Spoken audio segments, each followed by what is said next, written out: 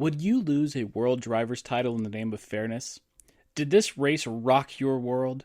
Welcome to Tinfoil Helmets, your occasional spicy hot take roundup with all the latest F1 rumors with the almost believable conspiracy theories to back them up. Have you heard about the plank warmers? Everything here has been carefully researched for hours to make sure it's totally founded in logic, reason, or truth. Or not, who knows? Plank warmers? Did you not hear about the plank warmers? I did not hear about the plank All warmers. right, we'll discuss it in between race drama. Okay. So, It could lead to part of the reason why McLaren got disqualified in Las Vegas. I'm excited about this. I have not seen this. Shall we start with our rightness and our wrongness? We were... I don't know if we're just to the point of the season where everything seems so predictable, but we nailed it this week. And not even I guess some of it was hedging our bets, but yeah, also we did a good job. Yeah. So I predicted that someone's tires would explode. Yep. Yes.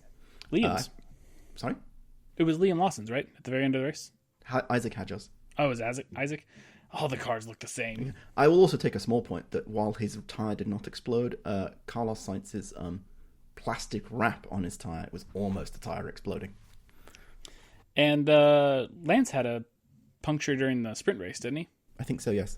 Yeah. Or he's Lance Stroll, he just decided to stop for reasons. I suggested that Max would win. Max did in fact win. Yep. I said Oscar would outscore Lando and something about high grip circuits. Yeah, Yep. spot on. Lewis crashes into Charles at turn 1. No, not really, because Lewis forgot how to drive a car. I also predicted that the two-stop mandate does nothing to make the racing exciting. And I agree, it did nothing to make the racing exciting. It made a lot to make strategy interesting. Especially when one team just ignores what all the other teams are doing. Even Ferrari picked the right strategy today.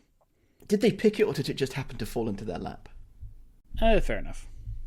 And also, if you aren't striking out and doing something different and trying new ways to lose a championship, who are you?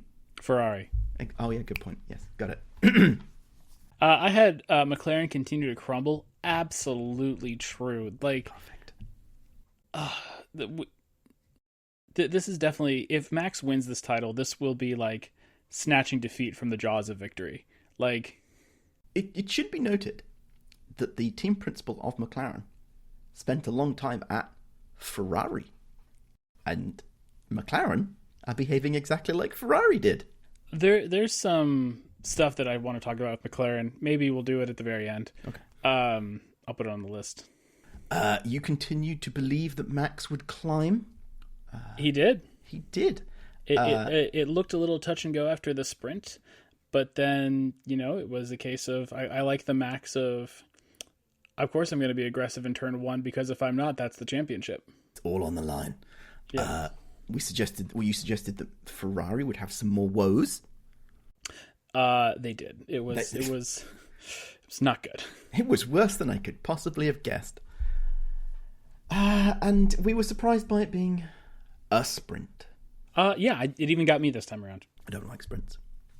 I came in. They're fine, but this sprint specifically was just absolutely not worth it. There was the obvious comment on the social medias of the sprint race could have been an email. It definitely felt like that. And honestly, I was going to save this for later, but I feel like this sprint race was a great example of the sprint race actually hurts the championship rather than helps the championship. I agree. I think, well, just to touch on sprint races real quick, I would almost like to see sprint qualifying just be free practice 2, and you're locked into Parc Ferme at the end of the session, and it's just whoever sets the fastest time throughout the session is going to be on pole for the sprint race. So you have to care about qualifying, but if you want to do a long run for a little bit and fix your setup, that's fine. But yeah, none of this one session to figure out the setup and hope we got it right. Just allow them to change things throughout the session, things like that, and whoever has the fastest time, because we always do timing tables in free practice anyway. And I know that technically, if a future session gets canceled, that's what's going to be used to set the grid, which is why they have the timing. But the timing doesn't matter in free practice 1, 2, and 3, but we do it anyway. So just to keep doing it and use that to set the grid. I did have an interesting theory about how they could spice up sprint qualifying in a way that's different to normal qualifying, except being shorter. I thought that maybe what they could do is they should set the final grid based on your best time in the whole of the qualifying. So if you get knocked out in Q1, that would be your best time. Now, that might be the best time, but you don't get more opportunities to set a best time. So it all depends. Now, this may not lead to much difference, but there have been a number of sessions, even in the dry, where the track evolves in such a way that the fastest lap time is actually set in Q2 or even very occasionally in Q1, and that person is actually down in P15 or whatever it is. So even if I move forward and I set my fastest time in Q1, then I get to keep that time. Yeah. So like if it starts dumping down torrential rain in Q2, the 5 that were kicked out in Q1 aren't automatically 1, 2, 3, 4, and 5. Exactly. However, that would be awesome if that was the case. It would be chaos. But I thought that was an interesting way to make it different and change the tactics that people would play. I think the other situations you could do is do reverse championship grid. Didn't they do that in the first, or did they squash that when they first did the first sprints? They squashed it, and so I get the driver's take on this because the drivers are like, it's the championship, not a gimmick, but sometimes championships have gimmicks. It wouldn't be the first time. Double points for the last race of the season is a little bit of a gimmick, and they did that once upon a time. Oh man, that would be great for this season if we suddenly had double points. Who would it bring back into contention? Well, it's more just like Max would just have to finish, and he would just have to beat Lando. Like if he won, he'd win. Oh, that'd be perfect. Because the 8 gap would go to 16. I'm looking forward to this. I think there's so much opportunity. Maybe we should bring back double points, but I think to some extent, like, there are already gimmicks built into the championship. Like, the way the points work is already somewhat of a gimmick. Mm-hmm. It's not an equal number of points spread all the way down. It's not like 20, 18, 16, 14, for the top 10. It's, you get a big gap for winning and everything else. So the ultimate problem with sprints is they've made it part of the financial package for the tracks. And I think that means that lots of people want to bid around it. And actually, the sprint races should be at tracks where basically overtaking is just the way it goes. Brazil, why get rid of the sprint at Brazil? A Brazil sprint would have been much more exciting than a Qatar sprint. If you really want to don't want to do double points but want to make it more exciting, why don't you put the sprint at Abu Dhabi? I know the track's terrible for it, but maybe that adds a bit more jeopardy to it. I don't know. It just feels like they should put them in the right tracks, not whoever wants to pay the most money for an extra racing session. Well, I mean, that would also involve putting Formula One at the right tracks, which clearly this one is not a appropriate one. It's not, and especially when it's got a lot of rocks, because they decided to put rocks the size of basically pineapples in the gravel traps, which seems very strange. Between West drama? Yeah, so there was some stuff that immediately came out after to talk about the plank warmers. That came out after the McLaren double disqualification, is that apparently some teams had been using plank or heat enhanced skid blocks. So essentially, because if you heat things up, they expand, so that you could actually get more wear out of it by heating it. And that got officially banned at the Brazilian Grand Prix, and then immediately after the Brazilian Grand Prix, McLaren get double disqualified for it. So is for plank height. So they warm the plank before they put it on the car, or they warm the plank once it's on the car? I'm trying to figure it out right now. The hotter the skid block gets, the more it can expand, causing them to sit lower on the plank. This goes against the regulations, which require the skid block and the plank to remain at an equal height to ensure accurate wear measurement. Oh, so the skid block expands so you can set it lower, and then it won't wear the plank, it'll wear the skid block, I think is where it is. Interesting. Either way, not all teams were doing this, but some teams were doing this. And then interestingly enough, as soon as they stop doing this, Oscar starts to come back into the fold of being a good driver again. And McLaren also get a double disqualification. Suspicious. It is a little suspicious. It is a little tinfoil helmety of like maybe how much did it matter. But, it's one of those F1 teams are going to find every loophole they can until the loopholes are closed. And yeah. So does this make McLaren, is it 3 situations where they've been like in trouble because something got banned? Is that like a record in a season? Because they had the the magical wheel hub thingamy, face change materials to make the tyres last forever, which I think they still get to keep. There was a whole flexi wing thing at the beginning of the season, and now they've got skid blocks. I feel like even when Ferrari would do this, they just had one thing: they had the broken engine. Or when Mercedes were in trouble for it because they had the magical suspension, it was only one thing. And the DOS. Don't forget the DOS. Oh, the DOS. But that was approved. That was allowed. They allowed that. They allowed it for one season because kind of like you've already built it into your car, but we don't want you to do this. Yeah, sort of thing. But I won't at least fault McLaren for this because if it's not against the rules, it's allowed in the rules. Is kind of the take on Formula One. So it's just interesting that it feels like it's 3 that they've been caught. At least they've kind of maintained their pace throughout because it's one of those, the good teams will find a way to skirt the rules, but also like their design is sound. Ferrari tried to find a way to skirt the rules, and that is like their whole design philosophy. So then when the loophole gets closed, like their car goes nowhere, and holy crap, they had a bad weekend, but I'm sure we're going to talk about it. I will note that every time I see plank warmers in our notes right now, I keep reading it as pink warmers, and I keep thinking some car has pink leg warmers from like 1988 on that car. That'd be awesome. Yeah. The other thing related to planks, not the exercise things on cars, is I coined the phrase FIA go MIA. They would like to be McLaren International Assistants because there was apparently a productive conversation between McLaren and the FIA about changing the rules so that instead of, plank wear bad, immediate DSQ, it might be turned into some sort of penalty, maybe a time penalty, depending on how much was worn, because they were only a tiny little baby, absolutely small amount afterwards. I hate this so much. Me too. I think it's pointless. They should just accept the fact that the plank's supposed to be X, and if it's not X, then you're in trouble. Well, the thing, there's kind of, I think, a bad assumption here by McLaren. First off, no, this is like a technical safety rule of like the cars have to fit a formula. If you go out of the side of the formula, no, you're disqualified. I'm sorry, that's just what the rule is. Everybody else had a legal car just fine. You were the only ones that couldn't have a legal car. You get disqualified. Ferrari got disqualified for not having a legal car at China. You know what? They weren't suddenly they didn't go crying to the FIA saying, well, we only wore it by a little bit. And also, that's not necessarily true because what you get 10 millimeters to wear through, right? So no, they didn't just wear it by a little bit. They wore through 10 millimeters and then a tiny bit more. It's not like there was no skid. Yeah, you know what I'm trying to say. It mattered. Exactly, but nonetheless, the FIA will try to make this happen. Yeah. Also, what else happened this week? Well, also, what a soft team to just be like, oh, well, we got DQ'd, but we don't think we should have gotten DQ'd. Come on, McLaren. That's so soft to be like, oh, well, we didn't mean to, so we shouldn't get dequalified. No, you broke the rule. These are safety regs. These are technical regulations, safety regulations.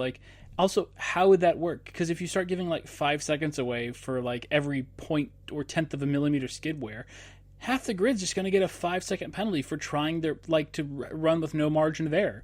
You can't start doing that. Some of these things are just black and white. It's are we going to start having progressive penalties by how much you speed in the pit lane? No, this is a safety issue. Sorry, you're 0.1 kilometers over. You get the penalty. As we have nominated Cadillac to be the not a serious team, I propose that we... we haven't even talked about them not being a serious team yet this time. But I believe we have gone on record suggesting that they are not a serious team. Right, but we have new evidence that they are not a serious team. I would like to move McLaren into a candidate for being a not a serious team. Oh, I have a slightly different take. But yes, I would say that McLaren are not a serious team. Okay. Should we get on with the rest of the between race drama? Sure. Adrian Newey in at team principal at Aston. This is very much Thanos' final do-it-myself vibes. I thought it was funny that yesterday or today, Lawrence Stroll, Daddy Stroll, was asked about the rumours with Horner, and he said they were completely false, and that there was no rumour or possibility that a certain Christian Horner would ended up at Aston Martin. And I like the fact that there were so many rumours suggesting that it was true. Makes me feel like somebody was trying to stir something up. But I'm pleased that Adrian got it and not Mr. Horny Horner. It'll be interesting to see if he can be an effective team principal outside of just because is he going to do double duty of design and team principal, or is he just going to team principal and hand design off and just be a voice with design? I think the role he'd been taking was guiding the design, not doing the design. He'd already been saying that he was not trying to design the car itself. There was a whole team, and his whole thing was to get the team in the right shape so that they could design a great car. So this kind of makes sense in that context, but it could be an interesting question. Or he's already found all the loopholes and they've designed an amazing car and it's looking amazing in their brand new wind tunnel, and he knows he doesn't need to do anything because he's like 20 seconds faster than everybody else. Is Adrian Newey slimy enough to be a team principal? No. I would agree. He strikes me as a deep rule follower. If there's a gap in the rule, he'll exploit it. But he, himself, likes to follow rules. And therefore, as a team principal, I'm not sure. There was a quote I don't think he's going to go petition the FIA to change the rule after his team gets double disqualified for breaking the rules. He's going to be, fair enough, we broke the rules. Toto was quoted saying that he thinks he's the last of the old dinosaurs of team principals. Toto? Mm-hmm. Even Toto's a little on the slimy side. Oh, yeah, he's absolutely a little slimy. Given half a chance. Give him an inch, he'll take an arm. Yeah. So, okay. We can go back and watch Drive to Survive with like the whole porpoising thing of like, well, we should just have a minimum ride height for everybody because we're slow. Exactly. Make everybody else at a disadvantage. Should we talk about a very serious team? Cadillac. So Schumacher, who was previously linked with something somewhere, has now Which been... one specifically? Mick Schumacher. Okay. At this point, I do wonder whether if Michael Schumacher came back in his current state, whether he might actually be pretty good on the grid. There's also his brother, whose name is basically Ralph? David? Ralph. Oh, that Matt Schumacher. Because there's another one, there's David, which is the smaller Schumacher. Yeah. I'm just saying, because we've already agreed Cadillac is not a serious team. We need to specify exactly which Schumacher they decided not to throw to racing, because there could be several. Yes, so Mick Schumacher is going to IndyCar next year for his fallout from F1. But as part of this, there was a big rumor where there was a conversation that came out. I think either he or Cadillac themselves, said they had seriously looked at Mick Schumacher. It's worse than that, because Mick was saying that he thought he had the seat until they announced Checo. I think that says a lot about Mick. That's true, but this also leads back to my whole point of Cadillac is not a serious team because they're just going with drivers who have washed out of F1 instead of trying to poach current F1 drivers. Because it's very possible there's a little bit of a teenage drama here that's not on our list, but Yuki might not have a seat next year.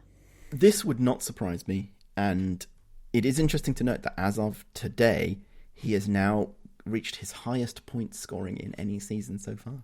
Yeah, and I think Yuki's a decent driver. I think Yuki could have an Alex Albon-like career of a resurgence with another team because he is he's a good driver. He's a decent driver. That Red Bull's a handful. He's doing the best he can.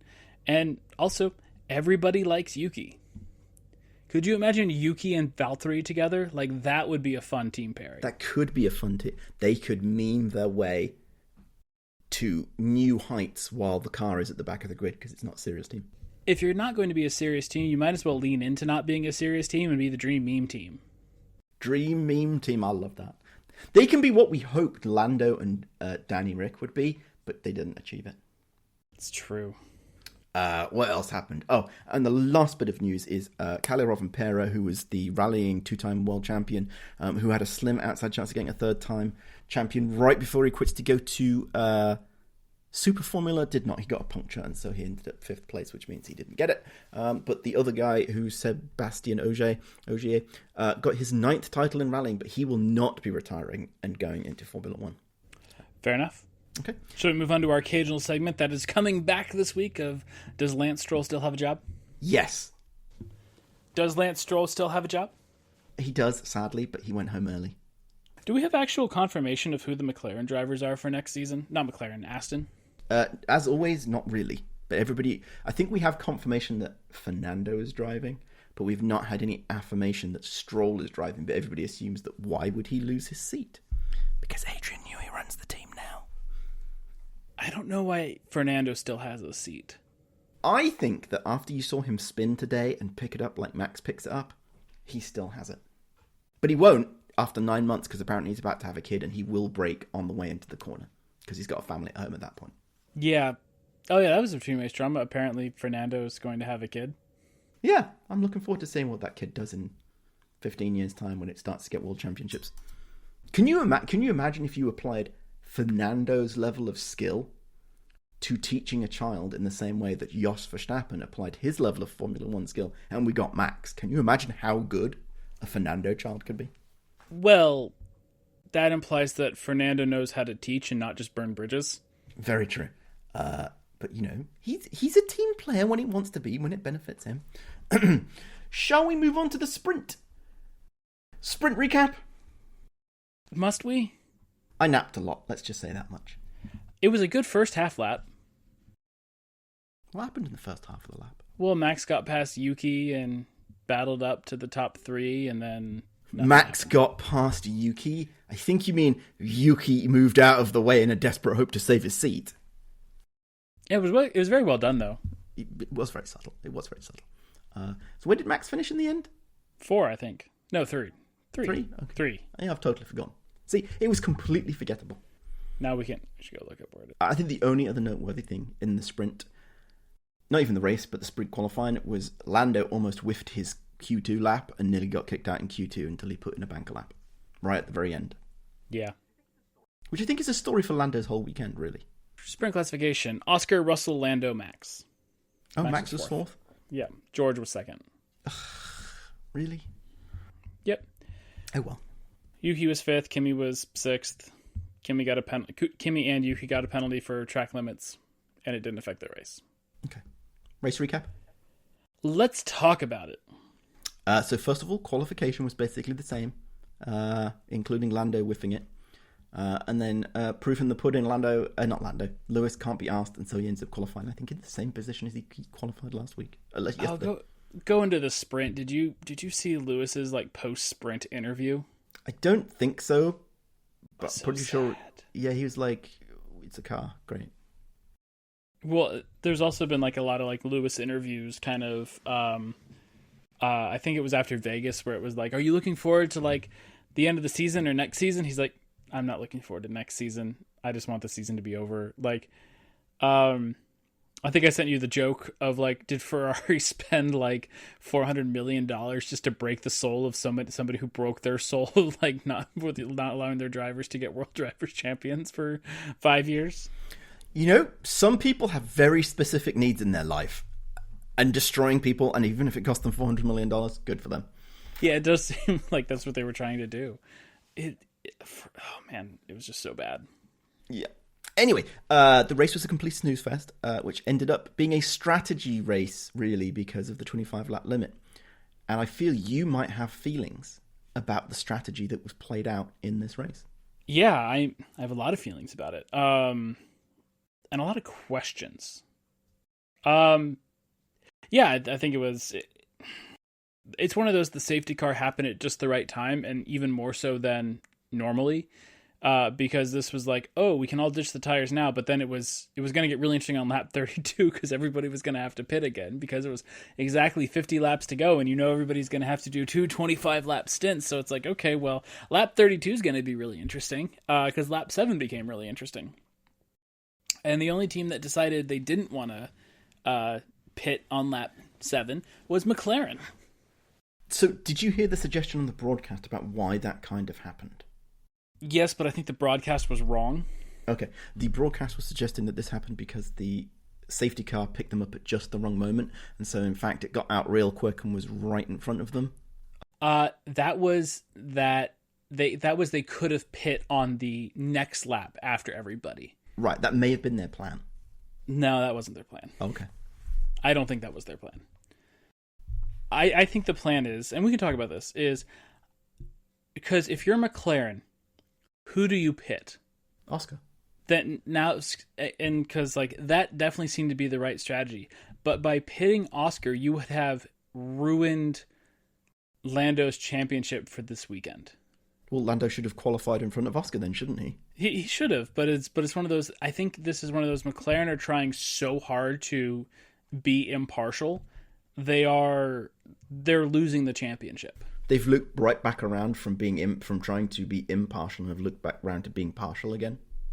No, I think it's they're trying so hard to be impartial, they're becoming incompetent. I can subscribe to that being the actuality, but I think the reality is they are favouring Lando. That's really what they were doing. But if you're favoring Lando, then pit Lando and go on a split strategy. But that would have looked unfair. You see, this is the duplicity, is that they've been trying to... Sport is not fair. I know. This is the flaw in their thinking. But, I mean, you've already done unfair things. I think asking Lando and Oscar to swap at Monza was unfair. I agree. Like, the papaya rules are such utter bull, and it shows in situations like this. It's like, because honestly, I think the most fair thing that could have happened was, hey, Oscar, safety car, do you want to pit? Because I think there was time. Yes. And Oscar could have said yes or no. And then if Oscar says no, you go to Lando and say, hey, Oscar's not pitting. Do you want to pit, or do you want to double stack, or do you want to stay out? Mm-hmm. And I think you could do that route. And I think that is fair, because it's, whoever's the leading car seems to have priority over decisions. And I think that's a perfectly fine way to phrase things. But like, they're making decisions for both drivers. And I also think that they've overestimated their own pace a little bit, because I think they thought that they could really just that both of them could speed away from Max and they could get away with this decision. And they got really lucky. Fernando was so slow and causing like a pile of cars behind them. Because if it had been like the Mercedes right there, like that gap would not have been that wide open, and you would have had even more cars behind that like they had to go through. They're lucky Fernando Alonso was there. And that's what I mean by the fact that they're trying to be so fair, they're actually becoming partial. Just the implication of what they're doing is they're trying to make sure that everybody gets treated equally, but they are not equally placed. And so therefore they're not giving everybody the equal opportunity. They are creating an inequality by the very nature of what they're trying to do. The other thing that was, I don't know how much we actually want to say what goes on in the race, other than like, first off, Max had a great race. He did exactly what he needed to do. He got ahead of Lando at turn 1. Holy crap, Lando just like, he is so easy to push out of the way, it seems, on the first lap. Props to Red Bull for calling the right strategy with what they thought could happen, because even then, when we knew the McLarens were just going to go burn out their tires, Max was not that far behind at the end of the first stint. And, it became very clear that when Oscar pitted towards the end with like 15 laps to go, it's like, or 12 laps to go, it's like, cool, you're going to need a second and a half a lap to catch Max. And he was not getting a second half a lap. And I think they even came on the radio and was like, you need to be going a second faster. And Oscar's like, that's not happening. Like, and it would have been one thing if maybe they'd put softs on, but they put hards on. So like, I did not understand that strategy call, why they put softs on. Sorry, why they put hards on. They should have really put soft on. It would have made so much more the softs weren't new. They would have been used softs. They had 22 laps on them. Well, sorry, 22 laps remaining on them. And then it's also the case of, well, if the tires, if they do explode, because we did see Liam's explode at the very end, and we know the softs are more fragile. If they do explode, then you could end up a lot worse than second. It's McLaren consistently playing the way too conservative game for a situation that like can only go their way because they've already won the constructors. So here's the question. If they had played the aggressive one by putting the softs on it and making the tires explode, and then the tire had exploded, and maybe Oscar didn't finish the race and he DNF'd, would he have been in a materially different place, really, in reality, than he is right now? I don't think it was meaningfully different. Because he's so screwed with where Max is. If he was still ahead of Max, maybe, but Max is now clear of him. And like, it's also interesting that like if Max didn't get his penalty in Spain, he'd be tied on points with Lando. Mm-hmm. But Max has told us not to talk about that. No, and I think I was on record back then saying that penalty was a bit much. Like, it's iffy. Yep. I thought it was interesting to see how that went out after the fact, and I think I give credit to Oscar to being on the radio saying like, we should try something different because I'm definitely going to lose this anyway, so let's see what happens. I just think they should have been more aggressive. Yeah, try something different when they've been putting softs on. Exactly. But it's the Mercedes not listening to Valtteri because they don't want to harm Lewis. Mm-hmm. Is Oscar the new Valtteri? I think he's better than Valtteri. I agree with that. I do think he's better than Valtteri. But let me rephrase.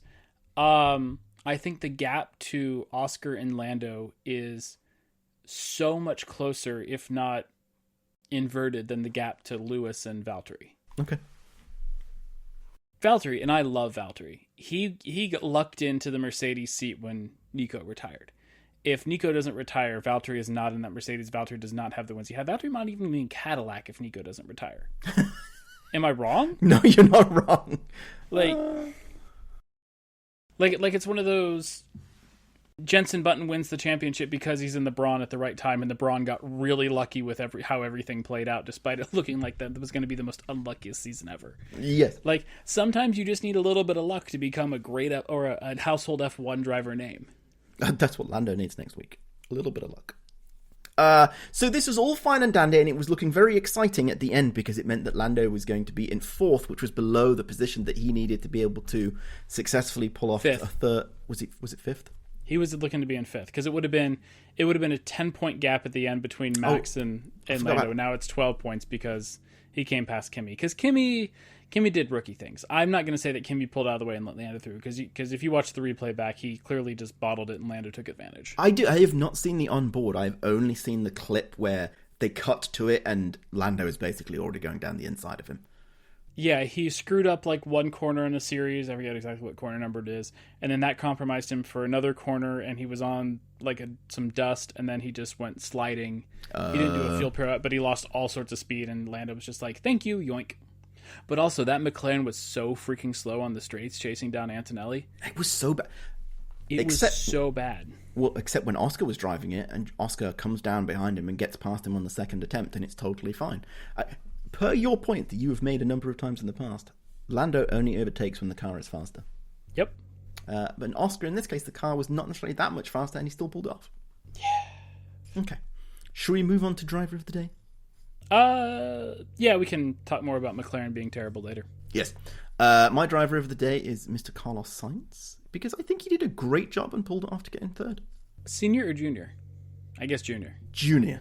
Because senior was at the race. Is he the lucky charm that gets Carlos his podiums? Maybe. It is funny how much they look alike. I mean, I know they're related and all, but they are like... I know they're related and all. Well, like sometimes, kids look like an amalgamation between their parents, and like, yes. Carlos Sainz Carlos Sainz Sr. looks like an older Carlos Sainz Jr. I think there was one like social media thing that like they were doing the old age filter when he was at Ferrari, and they put it on. He was like, "I just look like my dad," like, and it's so true. You look at Carlos Sainz Sr. and you're like, "Oh yeah, that's just Carlos Sainz Jr. with gray hair." It's hilarious. But I think he did a good job to pull off 3rd, even though apparently he broke his car. If he had had a few more laps, I think Sainz would have been in trouble. Which that was one of my favorite radio messages of the whole race, was like oh no guys, I understeered and something might have come off. He sounded so genuine, like he genuinely emotional, authentic about the, oh no. Yeah. Oh no guys, there's a problem. Like, love it. Also, great job Carlos. 2nd podium in the Williams. He is the first driver, it was the first season due to Carlos since Felipe Massa and Valtteri Bottas in 2016 to get 2 or more podiums for Williams. And so Carlos has pulled it off. So much for Alex being the second coming. I mean, Alex is still pretty good, too. I think that's a good pairing. Hold on, all right, let's see. Okay, Charles has like 5 podiums this year, somehow. Lewis has no podiums this year, which is painful to say. But remember what we were saying in China, that does it not count because it's a sprint? No, it doesn't. Okay. But I'm just sitting here thinking, like, it is crazy that, Carlos has 2 podiums after leaving Ferrari, and Ferrari only managed combined, like, 5 podiums this year. Did Alex have any podiums? I don't think so, because there's only 2 this season. Baku and this one. Correct. I think Alex has more points. They are 73 and 64. They're right next to each other in the drivers. They're 8 and 9. So good work, Carlos. But that Williams is pretty much comfortably in 5th place, which I think is what we predicted at the start of the season, that they were going to be the best of the rest. Yep. Good work. I'm hopeful for next year. Yeah. They're coming. Frank would be proud. Apparently, Frank would try to self-destruct it somehow, but Frank would be proud. Indeed, he would have mortgaged off everything to somebody else for some more money. My driver who couldn't wait for it to be over is Oscar Piastri, because he just wanted to cry after his team screwed him over again. Yeah, that's fair. My driver of the day was not a driver, but Hannah Schmidt, because when it comes time to make the right strategy call, Hannah always makes the right strategy call. Do you think everybody else in the race that stopped made it because they saw Max stop and were like, oh, we should do that? Or do you think they all made just great strategy calls? I think a little bit of both. I think, somebody was always going to pit in that situation. But the fact of, I think I sent you, I didn't send it to you. There was somebody, they were interviewing Hannah Schmidt after the race. And it really came down to, so they were interviewing her, and it's like, on the in-lap we're hearing, oh, the McLarens are staying out, and everybody was like, are you sure you want to pit? And I was like, yeah, I really want to do that. It was definitely the right thing to do. Like, Hannah was very, like, when she saw the McLarens were staying out, she's like, we've won this race. Like, she knew it was the right call. I wonder how big a check they've tried to give her from McLaren. Yeah, I mean, with Horner gone, I don't see she has a reason to leave Red Bull right now. Yeah, it'd be interesting to see what happens next year with the cars and whether they are terrible and whether she gets upset because the engine's sucky and she decides to go apply her wares somewhere else, like Ferrari. I want her to go to Ferrari. I think going to her to Ferrari to see what would happen and whether they would end up breaking yet another human being on the detritus hill that is Ferrari, people who will save it, would be fascinating. It would be very interesting to see Hannah at Ferrari, mostly because, like, I think she is capable enough that I don't think Ferrari would ever hire her, because I don't think they would acquiesce to her demands to be hired by her. I agree. Because she's going to want the independence to make the correct calls on track, and that is not how Ferrari operates. Like McLaren. Yeah. Hannah would be great at any team she goes to, and sometimes I think, like, maybe the car being a bit could actually make Hannah's job a little more fun for Hannah, because now you have to be a little smarter about it rather than like 2023 Red Bull where it's just like, okay, so should we just pit now? Sure, we can pit now. We only have a 28-second lead. Like, yeah, maybe we should wait to pit to see if that makes it more exciting for us. But even then, we'll still win anyway. So who cares? Yeah. So yeah, but I don't know. It was definitely the right call. It kind of handicapped. It was very interesting that I think everybody pitted on their safety car, because it put everybody on the exact same strategy. I think the fact that it was like a two-stop made it a little bit more interesting, because instead of just everybody going to the end, it was like, okay, we know we're going to have some awesome pit lane chaos on lap 32, and it did not disappoint. Well, there was not that much chaos. I was very disappointed. I expected more banging and smashing and holding and waiting and getting stuck and losing places. Behrman got a penalty for unsafe release. Yeah, but it didn't involve any other car, though. It was just his own incompetence. Well, not Fair his enough. incompetence, to be fair. I still don't know quite what happened, but like that looked pretty bad. And they gave him a 10-second stop-go penalty for that. That's quite a penalty. Yeah, it's quite big. That's the kind of penalty I'd expect for screwing up your floor plank wear. Yeah, exactly. Yeah. But only if it was 0.1 millimeters. If it was 0.2, you'd have to get disqualified. 20-second stop go. 20-second stop-go penalty. Okay, great, good plan. Who was your driver who couldn't wait for it to be over?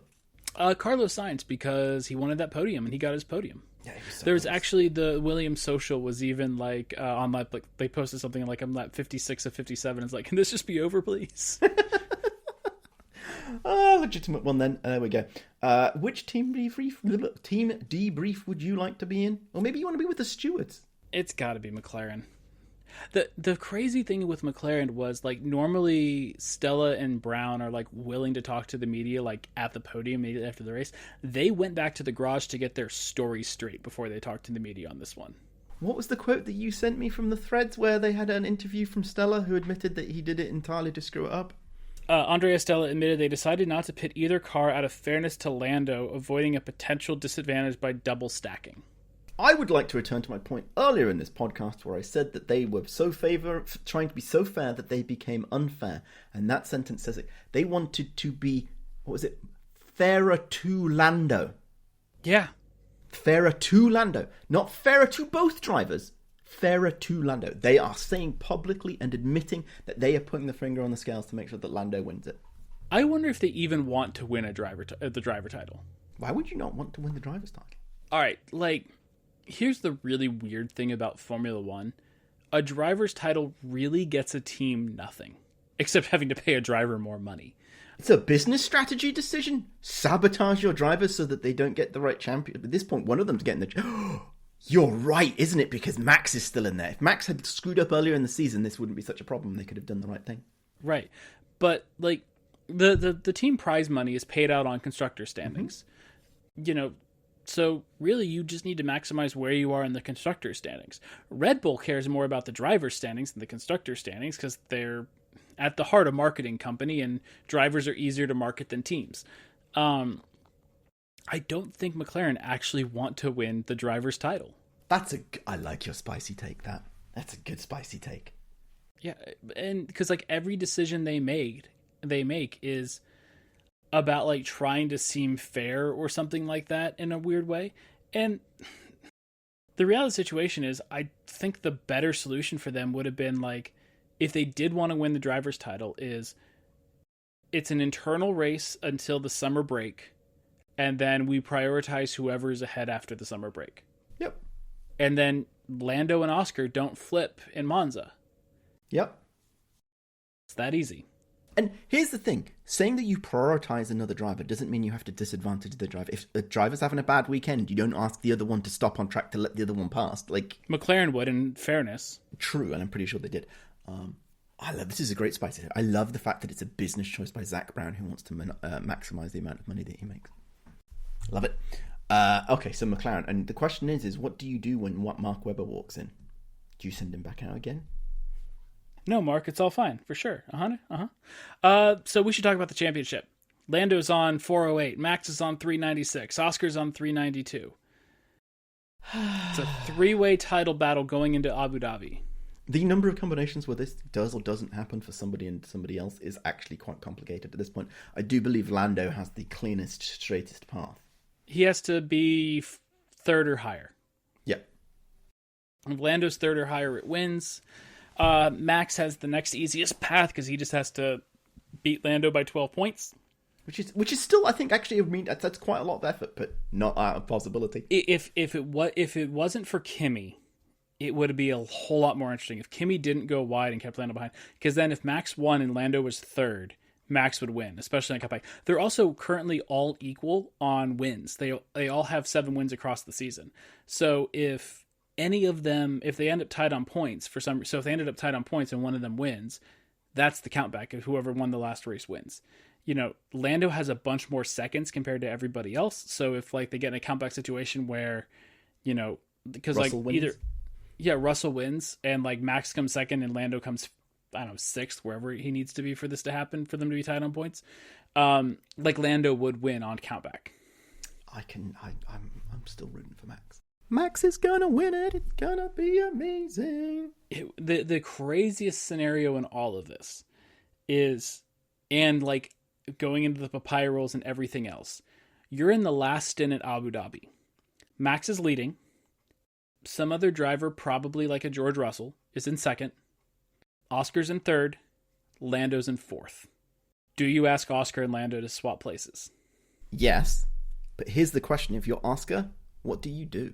I don't know, because you're screwed no matter what.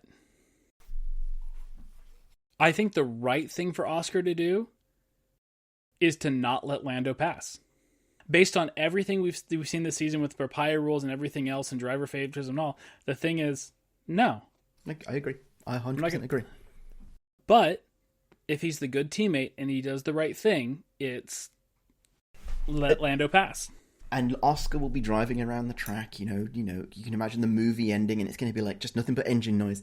And then this voice will come over the radio or over his head and it'll be in his head and it'll be Mark Webber saying, "Don't let that little shit past." And then he will stay in the way. The other scenario is Max, Oscar, George, Lando. Like, does Oscar drop back and let Lando through? Because, like, that's the weird thing in all of this is, like, they could totally just... Honestly, if they just sacrifice Oscar, Lando's probably going to get fourth or better. If they just, like...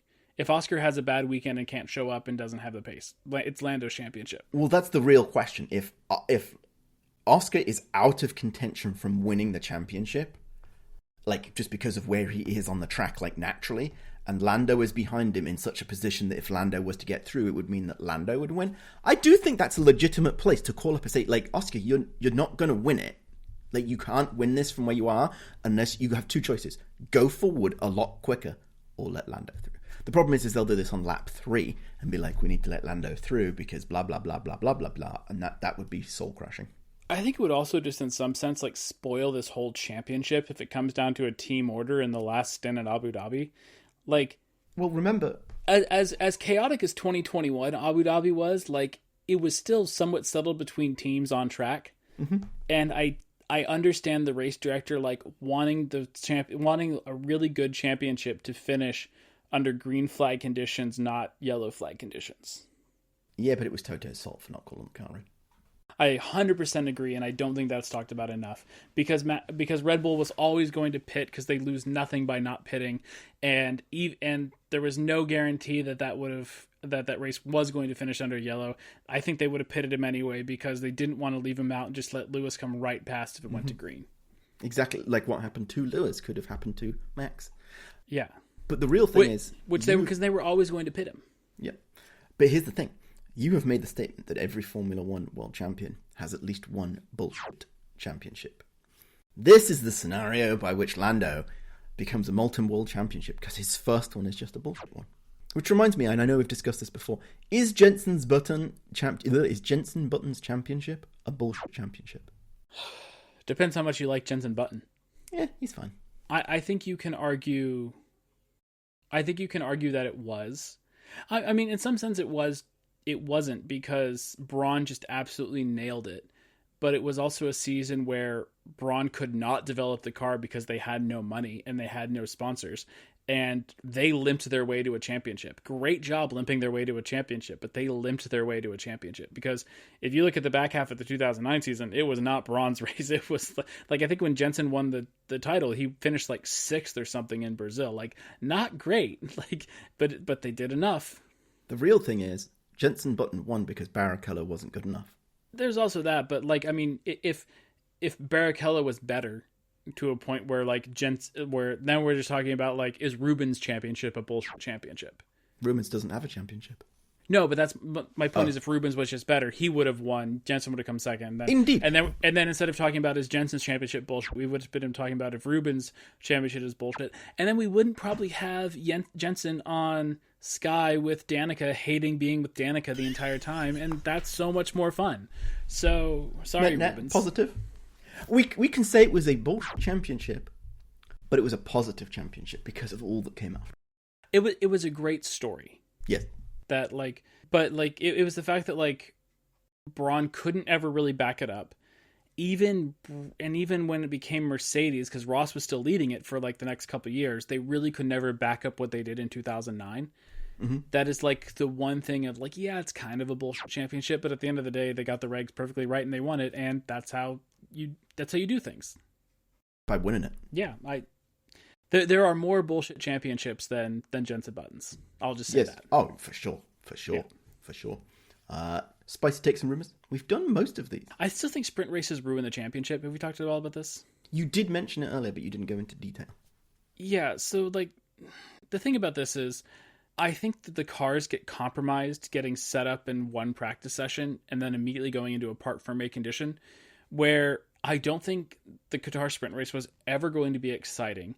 I think we cost Red Bull some opportunities to place better in the sprint than where they did because they were time rushed. And I know everybody is under the same stipulations, but if you have a car that is harder to set up versus a car that is easier to set up, like it hurts you for that 6 races out of the year. We're only going to get one practice session.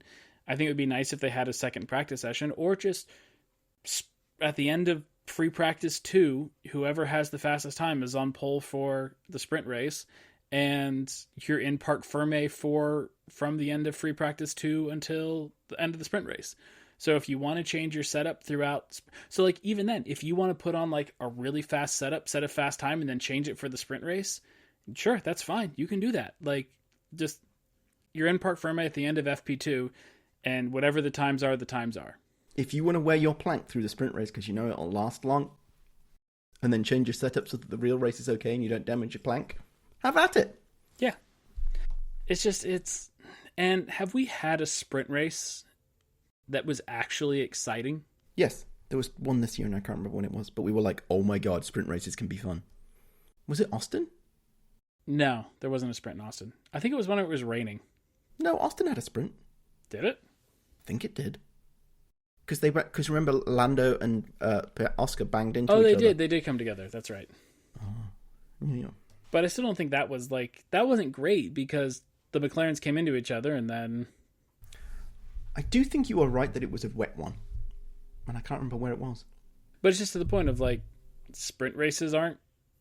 Mm-hmm. It's the Hollywood will never learn the right lesson in the same way like Formula One will never learn the right lesson, because it's like, oh, people love watching, the highlights on YouTube in 8 minutes. So if we could condense a race to 8 minutes, they'd watch it. It's like, no, people just like don't have a lot of time sometimes and they want to follow the sport. And sometimes the highlights are the easiest in the show. Like there was a feature, for a while for like MLB TV of like they'd show you the cut down version of the game, so it's just like pitch, and you could watch a whole baseball game in a half hour. I watch a lot more baseball games if I could watch a whole baseball game in a half hour. Like, don't get me wrong, I love the pageantry of baseball, and like I watched a lot of the playoffs this season, of especially with like the Mariners in it, and I had the game on for 3 hours in the background, but I can't do that all the time, and I don't want to do that all the time. Like, I've had a friend and I were talking about like Formula One, and like the great thing about Formula One is like, it's going to be about 90 minutes and it's like every other week. And it's like, yeah, I can sit down and watch a Formula One race if I want. So like, but it's FIA being like, how do we reach these or FOM being like, how do we reach these kids? Oh, they need short form digestible content. And it's like, yeah, to some extent, but also like, you need the long form content to get the short form content. You have to do the thing to be able to have the compressed version of the thing. You can't just have the other thing because everything goes out the window when it's just a thing. I mean, if we really wanted this podcast to take off, which I don't think we actually do. Thank you, all you valued listeners. We do value you. No, but if we really did, like, you take like sections and we clip it, we put it over some race footage and we put it out on like TikTok and people would watch it. I'm not becoming a video editor. I can't. No, I'm not doing that either. I enjoy talking to you about Formula One. I enjoy sharing it with the people that want to download and listen to it. I enjoy my friends texting me about it if they listen to it. I think it's all fun, but I don't have the time to do anything more than just this. Sometimes I don't even have the time to do this. I think I faked my way through some of these races quite well. There's at least one last season I did not watch. That was the one when you were traveling back and you just YOLO'd. Yeah, I think something like that. And like, I think I watched the highlights and then it's like, yeah, that was a really great race. I really like this. I don't know what's going on. Like, yeah, no, I faked through at least one of these, but it's fine. Like, it's interesting. We talked about McLaren not caring about the World Driver Championship. I don't think McLaren is being paid off by FOM to make the end of the season more exciting. I think they're just incompetent. True, but never underestimate the power of people to accept that they are incompetent and then somebody else to pay them money to look incompetent, because then at the end that leaves you to a better budgetary situation at the end of your financial year. The problem with conspiracies is there's like an actual formula of like how long it takes a conspiracy to be public, just because like the more people that know, like the easier it is for it to come out. Like so in this case you only need one person who's been paid off, and that's the strategist that makes the call. Yeah, but I don't think you're gonna like be able to pull that off without anybody else knowing. Like how many people had to know about Crashgate? 3. And it came out in 18 months. That was not even that, 6 months. But that was a lopsided conspiracy theory, which is that only one side of the house was participating in the conspiracy theory. The other one discovered that they were being sold up the Swanee. In this case, you have 2 complicit parties. You're waiting for the full F1 world to come out and discover it, and that's going to take a lot longer.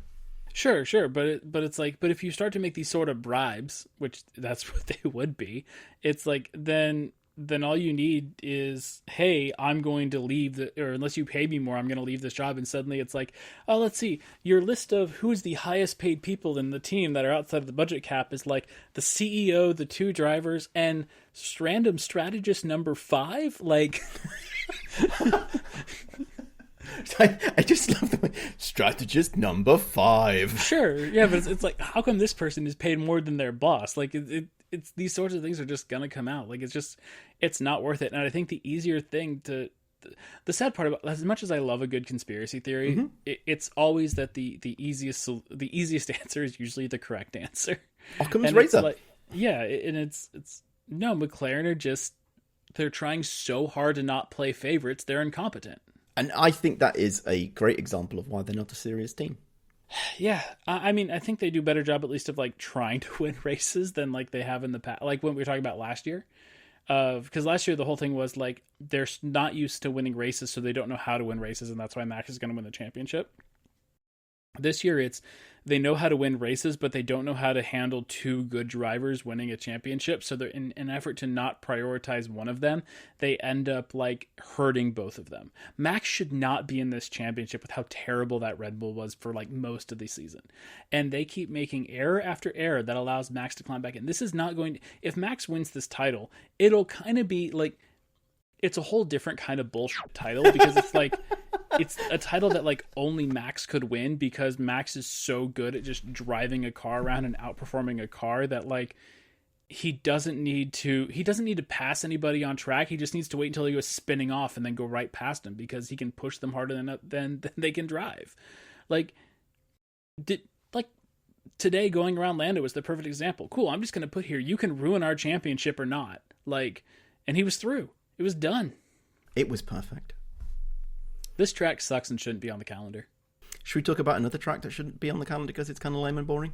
Is it Abu Dhabi? It is Abu Dhabi, sponsored by Etihad Airways. This isn't a track. This is a hotel. It's a hotel with a racetrack attached to it. Is Etihad Airways the appropriate airline for Abu Dhabi? I thought they were based out of another country. Etihad? Mm-hmm. Let's see. Etihad, their hub is in Abu Dhabi. Okay. And they are HQ'd in?